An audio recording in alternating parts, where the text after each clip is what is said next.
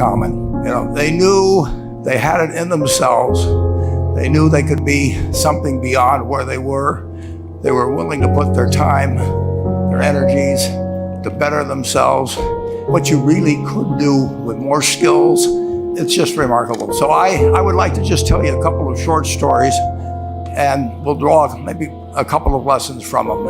I would like to tell you of two women that each sold a business to Berkshire Hathaway, to me actually, for many, many, many millions of dollars. Both of them started with $2,500. By coincidence, it was the exact same amount. It was everything they had in the world. And one of them was a woman who landed in Seattle in 1917, couldn't speak a word of English, had a tag around her neck. The tag said Fort Dodge, Iowa. The Red Cross got her to Fort Dodge, where she was reunited with her husband who had come to the country a couple of years earlier. And she lived in Fort Dodge for 2 years. And as she put it, she felt like a dummy. She couldn't pick up the language. She couldn't learn a word. And so she and her husband decided to move to Omaha.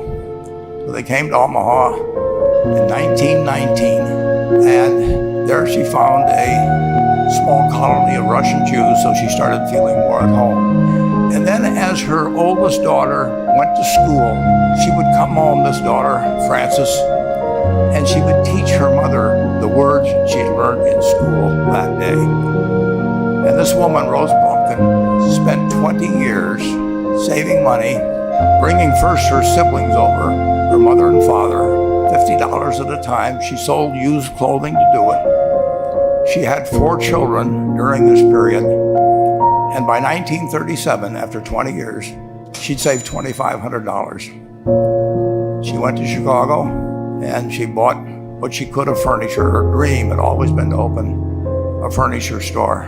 And this woman who had never gone to school one day in her life, with $2,500, but with the same spirit that the people in this room had about having a dream and working to accomplish that dream, she built a business which she sold to me in 1983 for $60 million approximately, and which did $1.5 billion worth of business last year. The 4th generation is working in that business. This woman, Rose Blumkin, she worked for me until she was 103. And then she retired and she died the next year, which is a lesson to all of Berkshire's managers that premature retirement, you can't tell what's going to happen.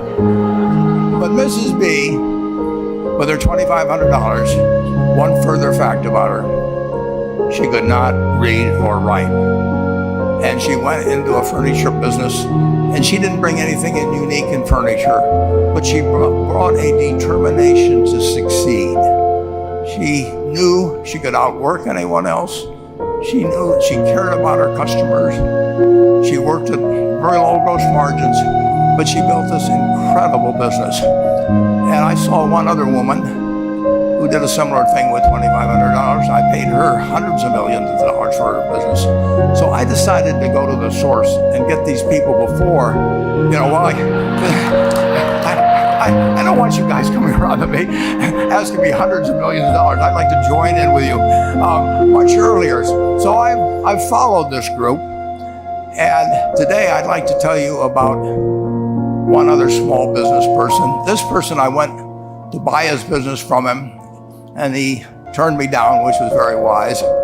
But this was a fellow who was born about 8 years before I was. He was born in 1922. We'll call him Jack, lived in the Midwest. He was a pretty good athlete, didn't like school much. And I'm going to tell you one thing early in the story. Maybe you can figure out who the guy was. The company he built hires more college graduates each year than any other company in the United States.